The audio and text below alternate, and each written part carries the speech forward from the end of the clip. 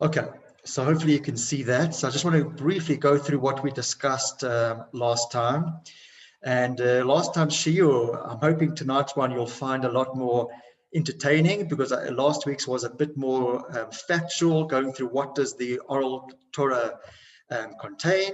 So we said it's divided into two categories, really. You've got the legal component, then we've got what's called the agadic component. And within that legal component, we've got 5 subcategories. We've got number 1, well, those explanations of the written text of the Torah, which were received, obviously taught to Moshe, and thereafter transmitted, taught by Moshe unto the people. We've got the second one, which is known as Halacha Moshe Misinai, literally Halacha to Moshe from Sinai. Now, the difference between this one and the previous one is that these are laws which were transmitted orally to Moshe, but which had no basis in written text. So the first one were oral explanations to a written text, and the second one was just an oral laws given to Moshe without any text whatsoever in the Torah, in the written Torah. The third category were laws derived by the rules of exegesis. The 4 were gzeirot, which we translate as decrees, enacted by the prophets and sages to safeguard Torah laws. And 5 were the legally binding practices and rabbinical takanot, the singular takana, enactments for the benefit of the Jewish people. Okay, so those are the 5 categories of the legal component of Torah. And the second component we said was the agadic component. And that we said contains the philosophical, the ethical, and narrative teachings of the sages. We also addressed the issue of some of the stories, some of the episodes in the Gemara, in the Talmud, seem fanciful. They seem really far-fetched. And the question we asked is, why are the philosophical elements of the oral Torah so obscure? And we gave a couple of explanations, answers. And we said the agadic component is often coded in cryptic style to conceal the depth of their wisdom. And flowing from that, that was done in order to sharpen the student's mind. They also taught often by way of parable, so that the less educated would be able to glean lessons. And we said that the metaphor, the stories, the parables was a means to educate the masses. Okay, then we actually spoke about what were the written works that were codified to make the oral Torah. We said that the Mishnah, which was redacted by Rabbi Yehuda Hanassi, wasn't sufficient to guarantee the survival of the oral Torah. And therefore, as a result of that, we had the redaction of the 2 Talmuds, the Yerushalmi and the Bavli. Yerushalmi never was completed and properly edited, but that was used in the codification of the Talmud Bavli, which is a more authoritative version of the Gemara.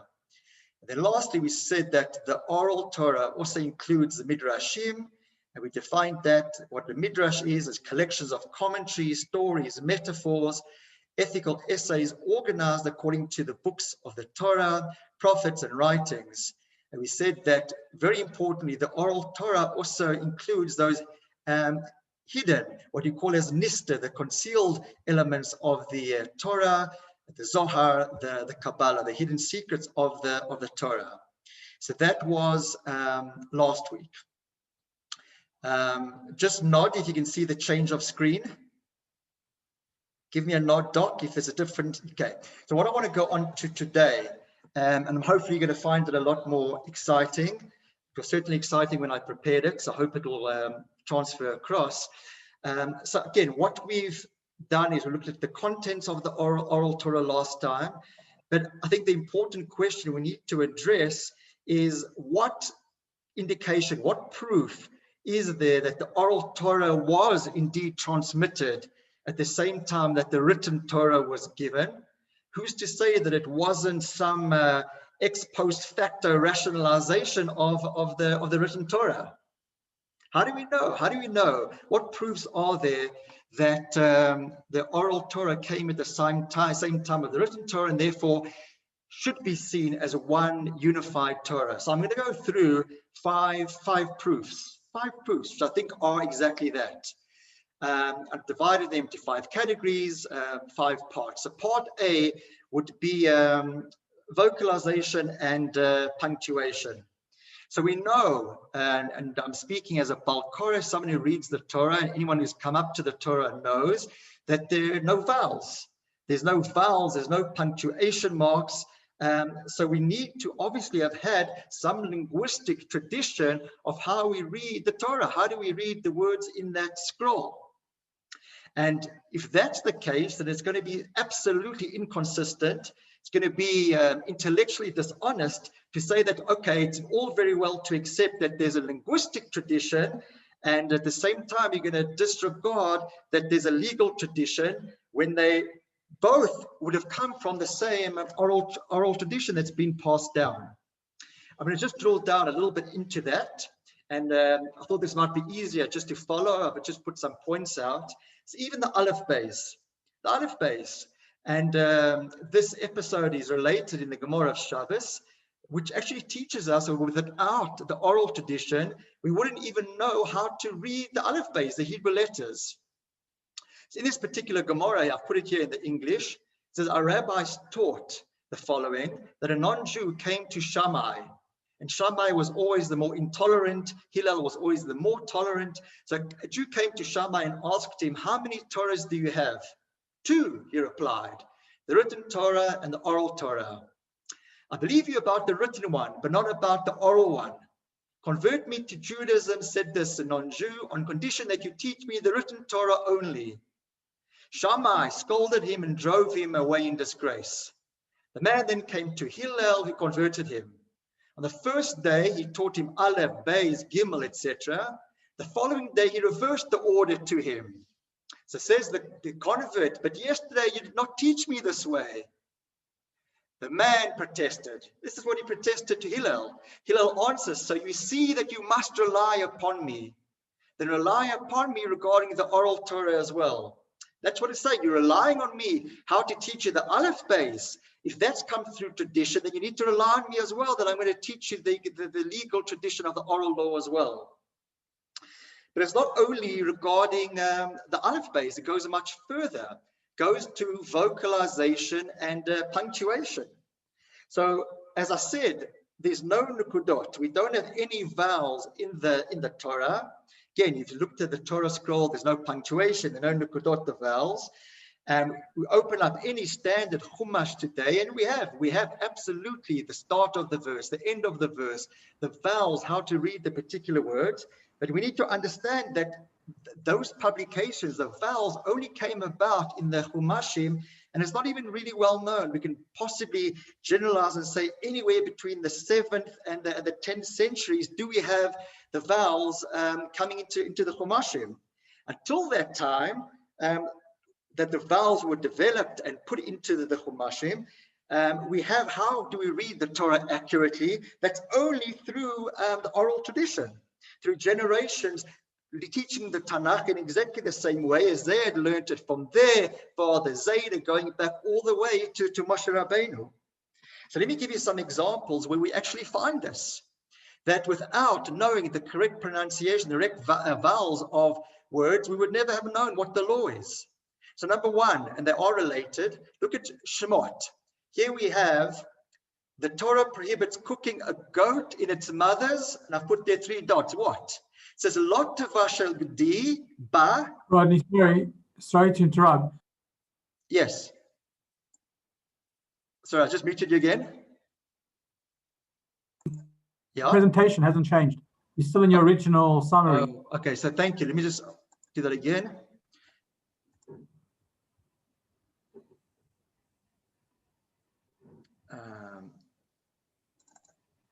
Okay, you seeing it now? Yeah, perfect. Okay, thank you for that. Okay, so it says Lot tavashel di ba chet lamed vav imo. You shouldn't cook a goat in its mother's chet lamed vez. We have another verse in Vayikra which says it's forbidden to eat any ... It's an eternal law. Wherever you find yourselves, call any, again, chet lamed vez, any, whatever that is, any blood isn't going to be eaten. So we've got 2 words, chet lamed vez. It could either be voweled as chalev, which is the milk of, we know in Hebrew, chalav is milk, but in the possessive format, chalev, the milk of. And we have chalev, which is the fat of the animal, which is not kosher. We aren't permitted to eat that. So look at the second one. If we were to think that that is referring to milk, do we say that all dairy products are never to be eaten? Kol chalav, v'chol dam lo tachelu. You can't eat blood and you can't eat milk. Dairy products are prohibited. The first one, you say you shall not cook a goat in its mother's. We could have read fat. We could have read you can't cook the goat, in its mother's fat. No, the whole laws of milk and meat are learned out by the correct pronunciation of chalev. You can't cook the meat in its mother's milk. That comes the whole idea of cooking with meat and milk. So we see, in the Torah, we don't have the vowels. If it wasn't for the oral tradition of giving us the vowels taught from Moshe, going through all the generations, we would never have the correct understanding of an application of law. Okay, so that's going through one proof just on the vocalization and punctuation. If we then go to the second proof, and I've said that there are going to be 5, which we shall go through, we'd find that many times in Torah we have contradictions, we'll be seeming contradictions. We have anomalies in the text. And if we think about it, Rashi, the famous biblical commentator, his work was mainly taken up in trying to resolve these seeming anomalies and contradictions. In fact, that any student of Rashi assumes that if there wasn't some anomaly with the verse at hand, Rashi wouldn't have even commented on it at all. But obviously we know that the written Torah is the work of Hashem. It's Hashem's handiwork. It's Hashem's divine knowledge, and it obviously has to be perfect and it can't be flawed. How then do we resolve the seeming contradictions, anomalies in the text? Again, it's through the oral tradition. I've just put over here the Sefer Mitzvot Gedolot, which goes through the explanations of the various mitzvot. In the introduction, he writes there that any statements in the Torah that appear to contradict one another, and I've just said that they can't because Torah is perfect, require the explanations provided in the oral tradition. So again, I just want to give you a few where we find these anomalies. So we find in Shemot, the book of Exodus, it says the children of Israel sojourned in Egypt for 430 years. Okay, that's a plain express verse. Rashi goes to town on this particular verse. Why? Because we find that Kahat was the son of Levi. He was among those who originally came to Egypt. It says Rashi that if you count the entire lifespan of Kahat, he lived 133 years. If you count the lifespan of his son Amram, there was 137 years. And then we add to that the fact that his son Moshe was 80 years old when Hashem spoke to him in Egypt. It adds up to only 350 years. Seems an absolute contradiction. Okay, Rashi goes through and explains how it's not a contradiction. We have another one. Again, the verse tells us Shivim Nefesh, that 70 people originally came down to Egypt. But again, when you count them, it turns out that there were only 69. Again, Rashi, the commentators explain how there's no contradiction. We find as well in one verse in the book of Shemot, again, it says expressly, 7 days shall you eat matzah. Another one says 6 days shall you eat matzah, and that's in the book of Devarim. Again, how's that reconciled? Only through the commentaries, through the oral tradition. Another one you're all familiar with, it says you shall count 7 weeks. This is the period of between Pesach and Shavuot, meaning that one must count only 49 days. While another verse says Chamishim Yom, we have to count 50 days.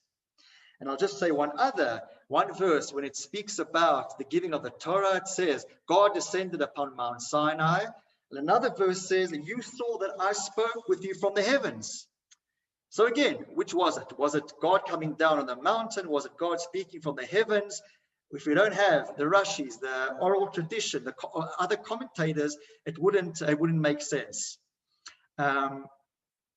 Here is possibly even if I can say, a greater proof. We have so many laws that are given in the Torah, which we know now today. We know how to do them, but we don't know how to do them from the Torah. The written Torah gives us absolutely no indication. I've just listed a few examples here. Brit Milah. Every male boy should be circumcised on the 8th day. Who? How? How's it done? We have no indication whatsoever how the procedure of circumcision is supposed to take place. Nothing in Tanakh tells us how that's to be done. Sukkah. You have to dwell in Sukkot for 7 days. We're given a reason because your ancestors dwelt in these portable huts when they left Egypt. Great. We have how? What are the laws related to it? Can we have a permanent roof? How do we learn about tzchach? How do we learn about how many walls does it have to have? Are 3 walls okay? Or 2.5, 4? It just says you have to dwell in a sukkah. What does that mean? You have to eat all your meals. Do you have to sleep in a sukkah? We get nothing else in the written Torah. If it wasn't for the tradition, the oral Torah, they would remain unexplained laws. Tefillin, it's a classic one I've spoken about many times before. It says you have to bind on your arm. It should be a sign between your eyes. That's it. Where do we know what portions have to go into the tefillin? Where do we know left arm, right arm? They only count on the kosher animal. All the laws that we know today regarding the making and the wearing of tefillin comes via oral tradition. Nothing is given to us in the written. Similarly for mezuzah, how they are written, what's written on the mezuzah, what's a kosher mezuzah, what's kosher parchment. None of that we have, except for the idea of the mezuzah. Very pivotal one is a malacha. So many times in the Torah we read about lo te'aseh malacha, kol malacha lo ye'asu. In active voice, you shouldn't do malacha. No malacha should be done on Shabbos, etc. But save for 2 that are expressly written in the Torah, where do we have 39 malachot? Where do we know today of the 39 of main categories of works that are prohibited on Shabbos and all their derivatives? We don't have it in the written Torah. It came to us via the oral tradition, handed down from a Moshe, or via any of the other methods we went through, exegesis, svara, any of the other reasonings, but it's not in the Torah itself. We had this in last week's reading, an eye for an eye, a tooth for a tooth. If you read that, you'd think that means if someone injures your eye, blinds you, God forbid, you must go knock out the other person's eye. No, oral tradition tells us that refers to monetary compensation. But again, without the oral tradition, we'd never have that. Just giving one other example. Regarding Yom Kippur, it says, Tanuot nafshotechem, kol nefesh asher lo tu'uneh. Any soul that's not afflicted, you have to afflict your souls. Well, what does that mean, afflict your souls? It doesn't say anywhere in the written Torah that you have to fast on Yom Kippur. Nowhere does it say in the written Torah that you can't wear leather shoes, that we wear white. All those laws are relating to Yom Kippur, but particularly the one, what does self-affliction mean? That it means fasting. All of that comes from the oral tradition. We would not know how to do it were it not for the oral tradition. So that's how I've grouped those unexplained laws, that they are so briefly listed. I guess that's all you can say in the Torah without more of an explanation how they were meant to be done. The fact that we've been doing them for generations and generations unbroken can only point out to an oral tradition which came simultaneously at the same time that the written Torah was given. Okay, linked to that number 3, we can say that there are also unexplained institutions that we have in the written Torah. So marriage, and of course, Torah does go through some of the obligations that a husband has towards his wife. Fine, absolutely. But how is a marriage supposed to be conducted? What makes a kosher wedding? What about the witnesses, the time of day? Everything that we know today, the institution of marriage, how it takes place, none of that is written in the Torah.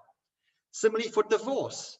Okay, the Torah writes, "V'kasav la sefer kritut," that the man writes, if I translate it literally, he writes for her a book of cutting off. Okay, so we have an idea that the husband, soon to be ex-husband, writes some sort of book for the wife, but what is that? What are the contents of that? How is it supposed to be handed over? What constitutes a valid, a kosher document? We know nothing about the institution of divorce. Similarly with conversion, we know that there is a possibility of a non-Jew. Again, we read about in last week's parasha, be extra kind to the ger, to the convert. We have a concept of a convert, therefore an institution of conversion. How does a non-Jew convert to Judaism? We don't have that in the Torah. So if you think about it, we've got legal definitions, we've got unexplained institutions. We need this absolutely for a functioning society: marriage, divorce, conversion, just to name but three. But we don't have any of that written in the Torah. Again, absolutely speaks to an oral Torah that had to have accompanied the written Torah at the precise time that the written Torah was given.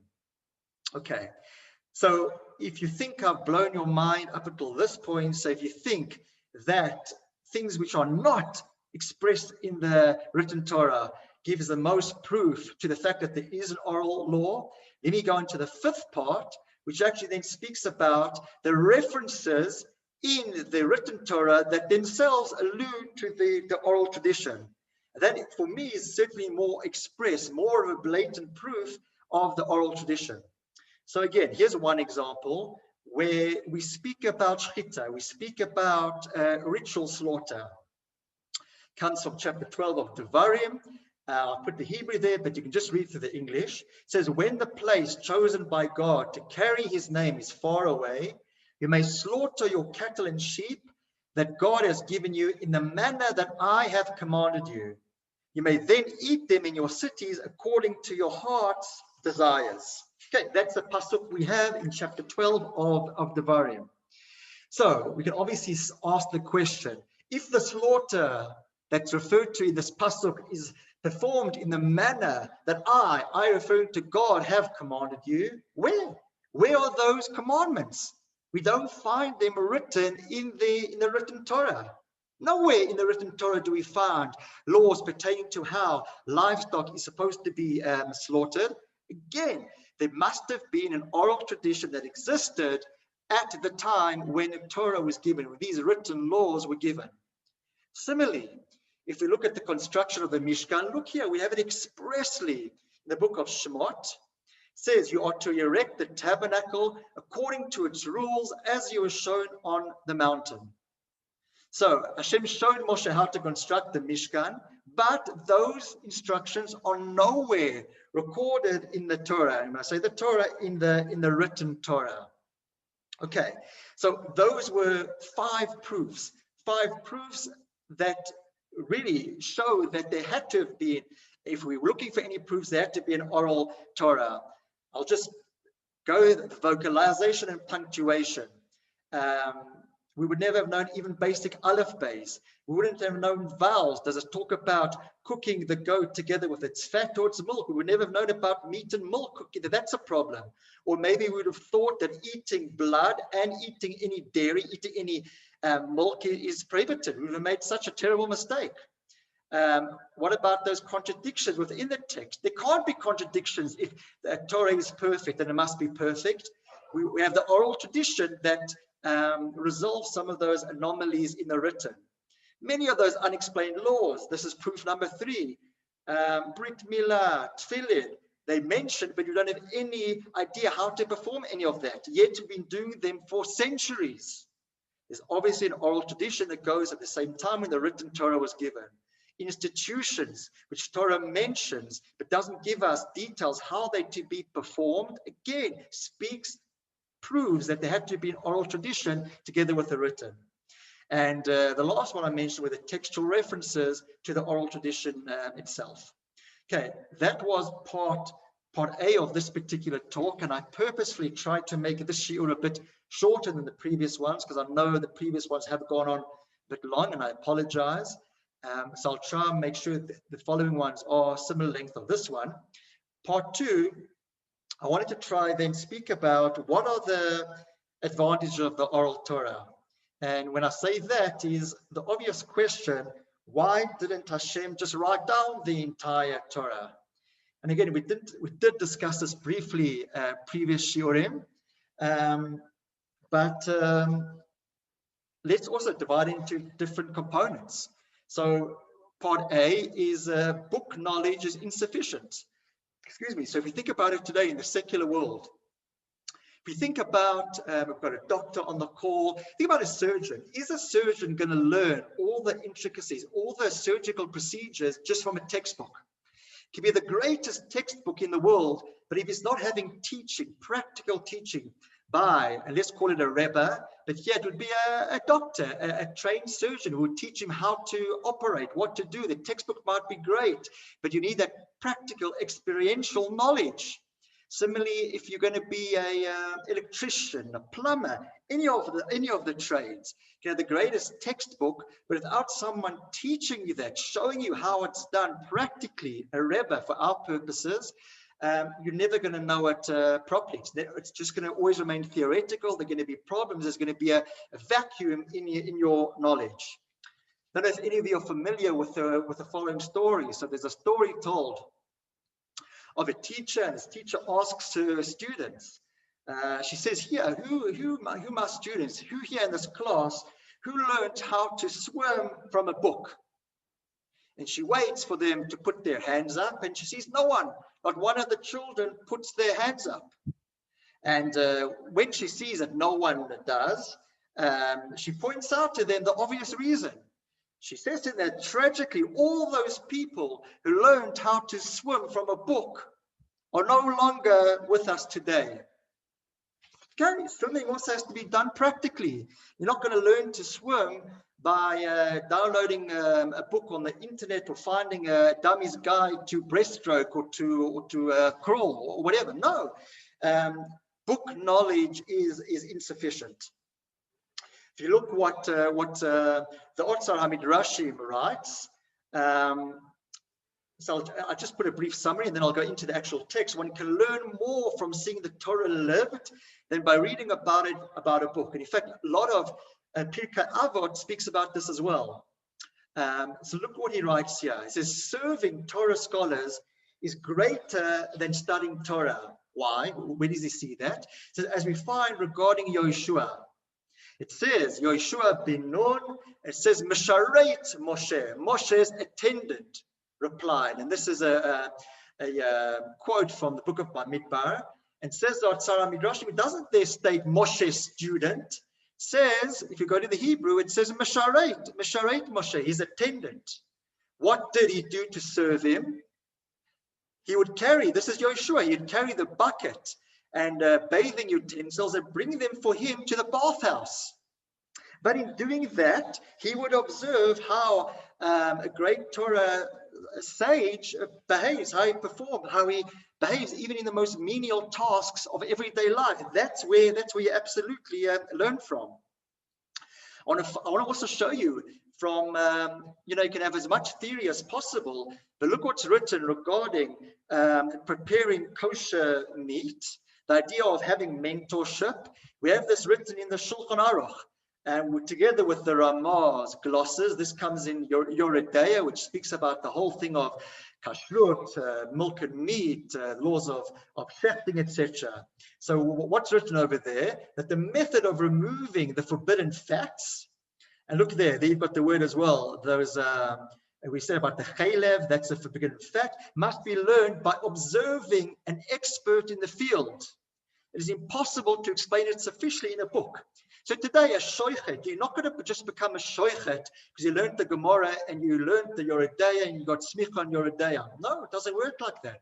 Unless you've gone into the abattoir and learned how everything is removed, how everything is done, it can't be done.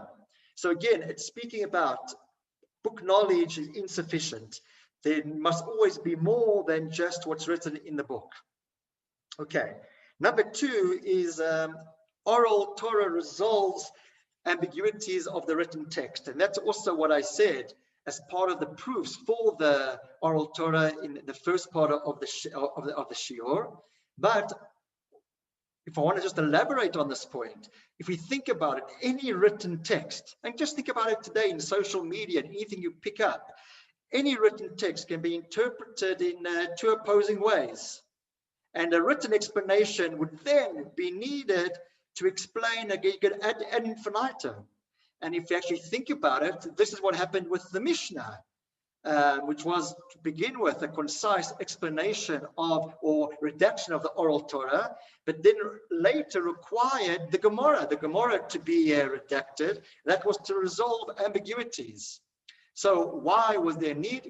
The oral Torah resolves ambiguities of the written text.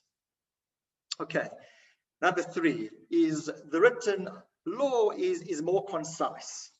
Okay.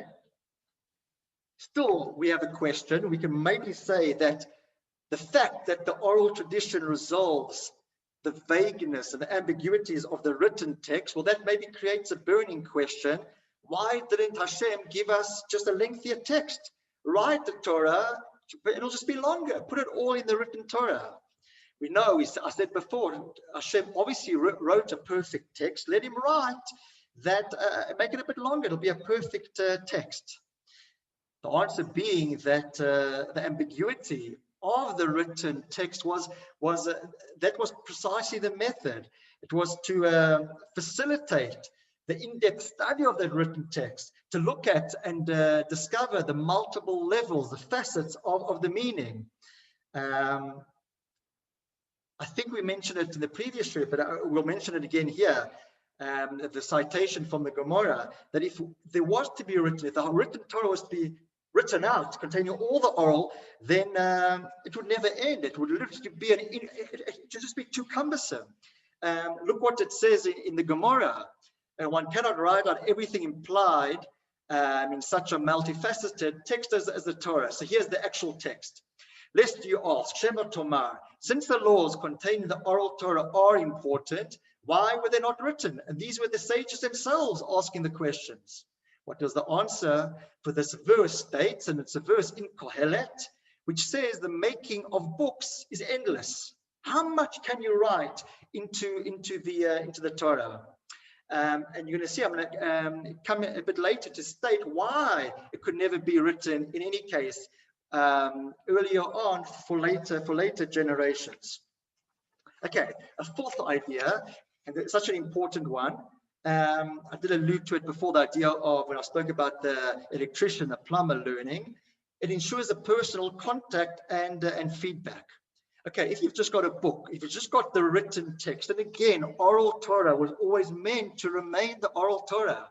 Remember, that was the ideal, would never be written down. Why was it written down? Just to recap, it's because of the exiles, the concern that people would be scattered, people were being persecuted, didn't have the minds anymore to try and memorize, to try and remember. So it had to be recorded for posterity, that it would be retained, it would be preserved.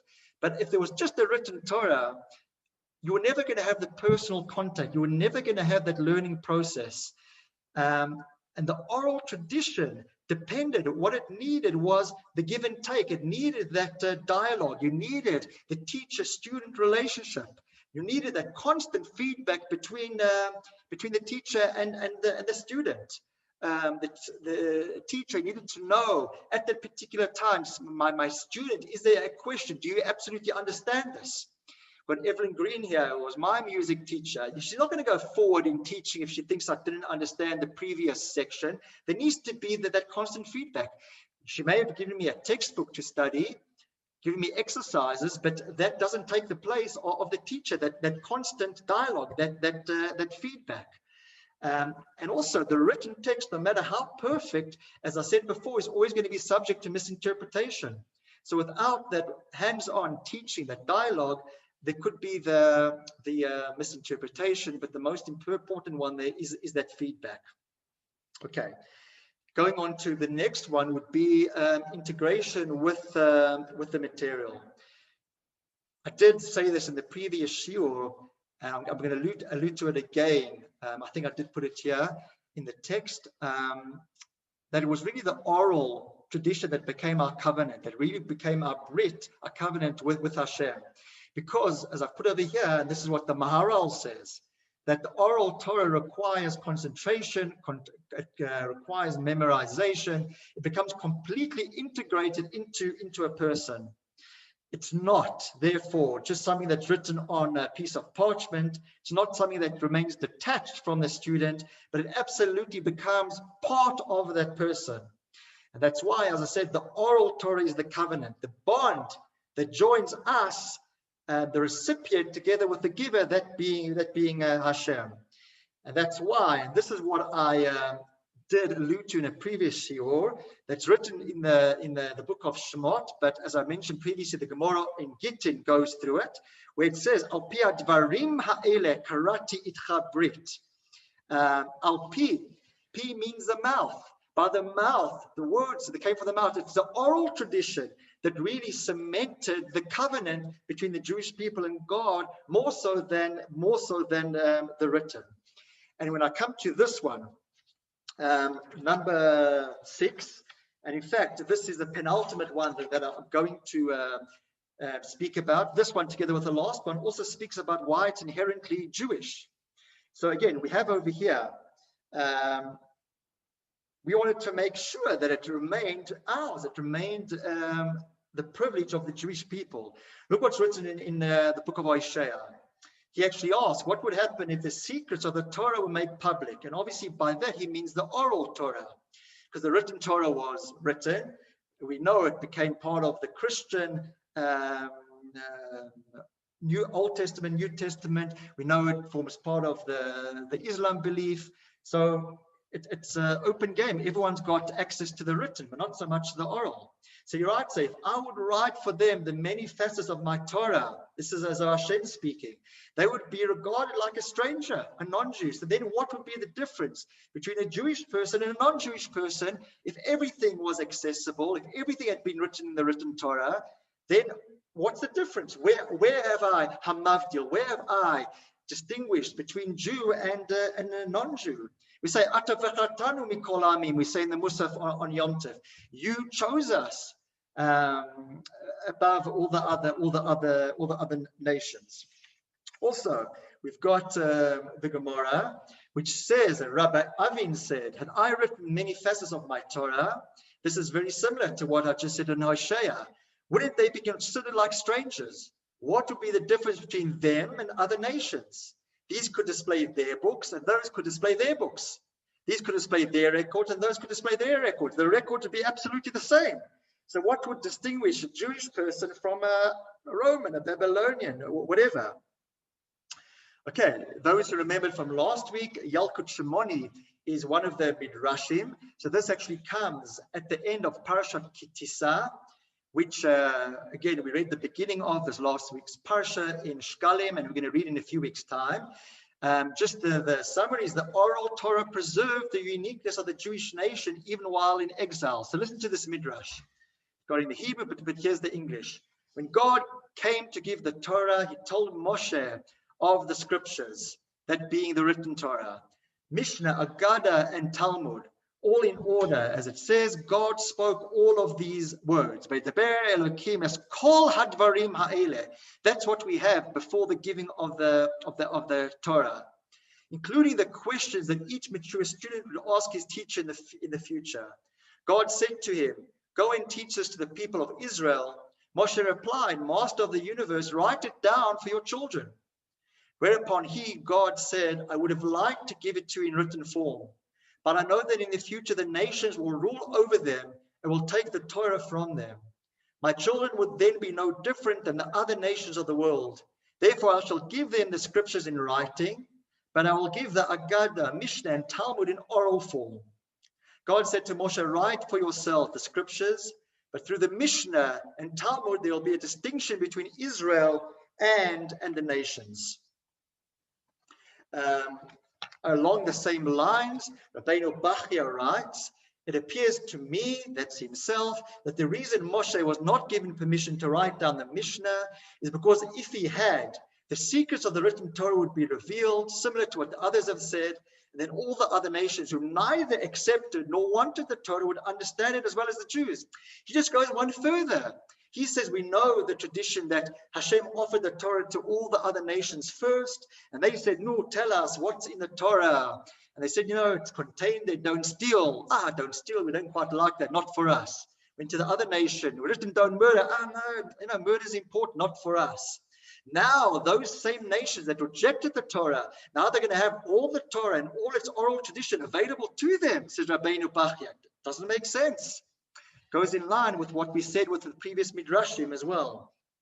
Okay, and this probably is very, very important as well. So aside from saying that, and maybe it's not the greatest answer anyway, that's why I wanted to put this in, to say that, Torah would have been too cumbersome. Okay, so then you can say, well, just have encyclopedias. There'll just be more and more volumes. There'd be 1,000 volumes of it. So what? 10,000 volumes of it. Maybe everyone wouldn't have access to it. Why not have everything? It couldn't be, because God always knew that there was going to be a changing world. There needed to be, the oral law had to be flexible in order to adapt to a changing world.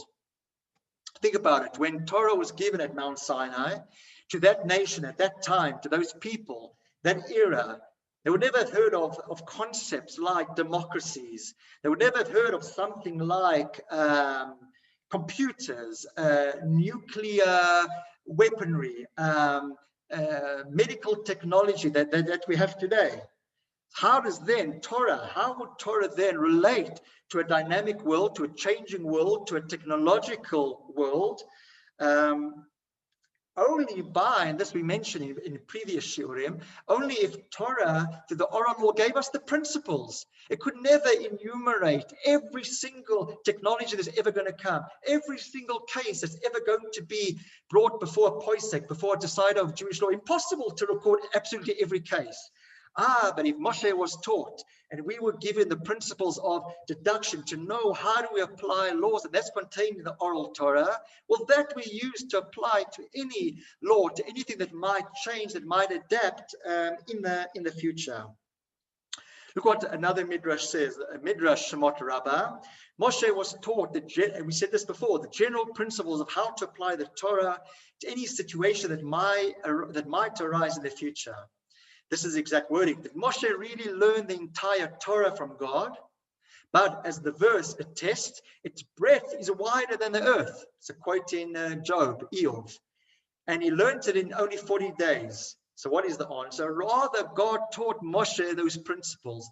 The principles how to apply to any given case that may arise any time in the future. Moshe, in your time, or the generation later, or 10 generations thereafter, these are the principles that we apply. That oral Torah, as I put here, is meant to cover every possible case. Could never be written in its entirety. As I mentioned, that verse which comes from Koheles, the making of books is endless. Could never cover every possible case.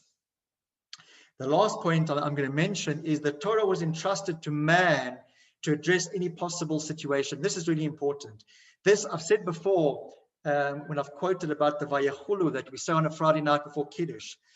Asher bara Elokim la'asot. Hashem made the world, and the word and the sentence ends la'asot, to make. What does it mean? Hashem's created the world. Asher bara Elokim. What do you mean la'asot, to make?